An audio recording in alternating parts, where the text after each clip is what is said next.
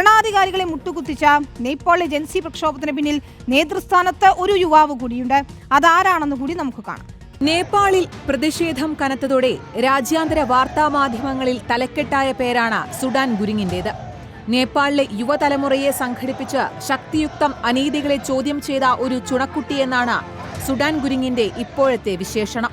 2015 നേപ്പാളിൽ നടന്ന ഭൂകമ്പത്തിൽ തന്റെ കുഞ്ഞിനെ നഷ്ടപ്പെട്ടതിന് ശേഷമാണ് പൗരപ്രവർത്തനങ്ങളിലേക്ക് ഗുരിങ് ശ്രദ്ധ കേന്ദ്രീകരിക്കുന്നത്. കുഞ്ഞിന്റെ വേർപാട് അയാളുടെ ജീവിതത്തെ മാറ്റിമറിച്ചുവെന്ന് പറയാം. തന്റെ വേദന മറ്റാർക്കും ഉണ്ടാവരുതെന്ന് അയാൾ വിശ്വസിച്ചു.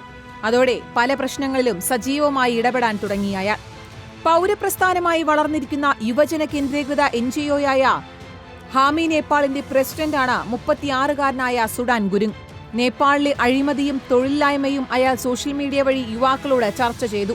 സുഡാൻ ഗുരിങ് തെളിയിച്ച വഴിയിലൂടെയാണ് ജൻസിക്കാർ സർക്കാരിനെ തന്നെ താഴെയിറക്കിയ പ്രതിഷേധത്തിന് തിരികൊളുത്തിയത്. International desk report.